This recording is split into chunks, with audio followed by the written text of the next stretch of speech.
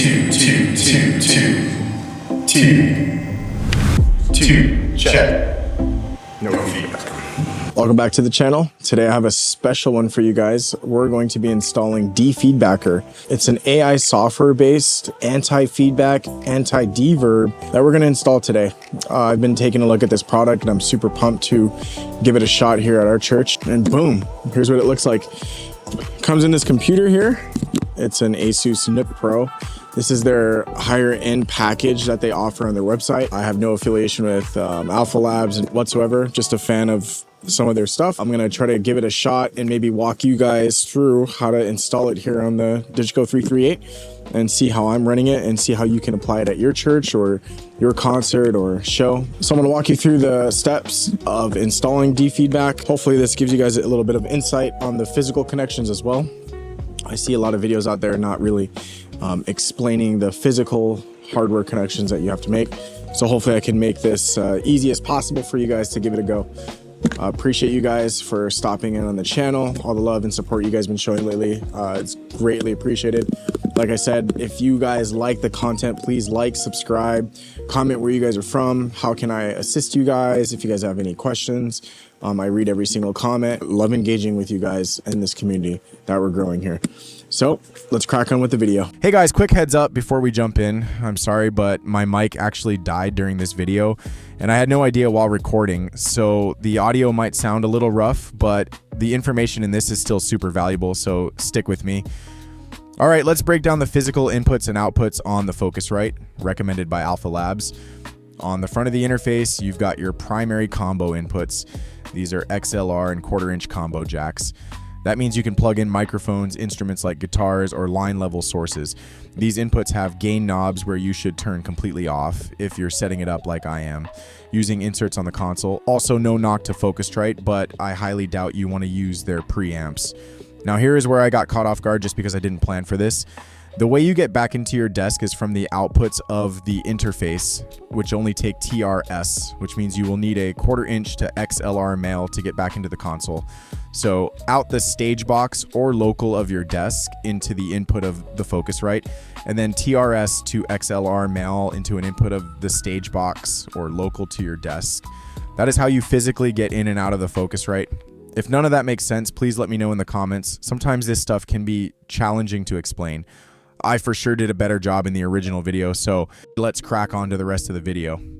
All right, so we're gonna go to download support files and approve Focusrite Scarlett driver because we got the Focusrite here, 4th gen. So this is what they just run that. Set this up. I accept. Next, install, and boom, voila. I heard some clicking on the driver itself. Finish. Restarting the computer. For some reason, I didn't think it was a good idea to talk during this part, so here is the voice over. Okay, after the computer restarts, we will install the Focusrite control app. Fairly easy process. Just Google the Focusrite interface you bought and download the control app. After it's downloaded, more than likely you will need to update the interface's firmware. This will be an automatic process. Just say yes and let it do its thing. After that, there is a setting they recommend you turning off so you don't get any notifications coming in. Go to System, Sound Settings, then look for More Sound Settings, and then look for Properties and disable the Focusrite. After that, you're ready to install the license key. Gonna right click in this space here. Go to Plugin, go to Window, hit Edit. Defeedbacker anti-reverb is gonna pop up, and then you're gonna want to hit Show Menu, License Management, and let me stop the video and put in my info. Now that you have completed this process, they recommend that you restart the computer and unplug the keyboard, mouse, and monitor. Once you turn the computer back on, it should be ready to rock. After you have made all your physical connections through the Focusrite, you can now patch it in the console. Let me show you how I do this for my application. Okay, cool. Like I said, I got all my talking heads right here. And they're going into the headset. And then from the headset, it's going into the master, and then it's also going into talking broadcast, and I'll explain talking broadcast later. It's nothing really applicable for Defeedback, but mic is going into from here, which is the talking head. So let me just grab this one, and so here it is right here. I'm gonna turn it on. Check 2 2 2 2 2. Cool. So my Defeedback is routed into, my insert A on my headset group. So my insert A, it's coming into my SD rack, lined out to, and then going back in via mic insert. And so that's how that's being routed. And then I activate it, but for the test, we'll do this so you can see. So check. Check 2 2 2, and then let me turn it off. Defeedback. You guys heard that? Check 2 2 2. No feedback. So there you go. Check 2 2. Feedback 2. No feedback. Pretty cool, huh? 2. Done. And this is a very high gain. Like I would never run it that high. So just there you go.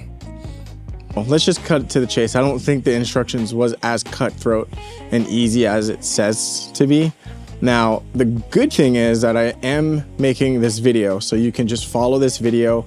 Whether or not you bought the higher tier pro package or the just single Scarlet one, this is for computer packages. So what I'm showing you has to do with buying the pro package or the solo package. This video will help you set that up. Now, if you bought the VST, can't help you there, but I'm sure if you're buying it for just the Waves server, I should probably be pretty self-explanatory. If you're used to having Waves, then it should be fairly easy to do. But the computer portion of Defeedback was a little trickier than meets the eye. My final thoughts about Defeedback is it freaking works and it's so sick. It's so cool. Like I showed you, I put them on a group for my talking heads. So even though I do have the 4 instances of Defeedback, figure let me just throw it in the group, save the other 3 for maybe a couple of high, gain talking people like singers or vocalists or something like that. It's the first thing in my chain. So it goes, vocal, Defeedback, and then after that it goes Waves and other cool stuff. But for all of my high gain inputs, I will probably repeat this process. I'll probably add the Defeedback first. So my final thoughts, I think it works. Not as easy to set up, but once you get it set up, it's literally just turn on and plug and play. I did have a little bit of issues to get it to work. That's just because I didn't have the monitor up. You do need to turn your monitoring up on your interface. So I turned the input down because it's just line level. Turn the input down. You don't want to add any preamps from that's the Scarlet, and then the input all the way up. So those were just 2 little things that's not really said in there. So just remember, if you're not getting anything after you turn on your computer, then that's probably what it is. If you follow the instructions correctly, verbatim. So you should have no problem at all after that. You can't just crank it and expect it not to feedback. There is a certain point of feedback, but once you've hit that point, it's already so loud and it's way more than what you would ever use in the real world. So, I mean, it's phenomenal in my regards. It definitely does what it says it's gonna do, which is Defeedback. And I have nothing but, high praise of this product. I can't wait to actually implement it and walk away.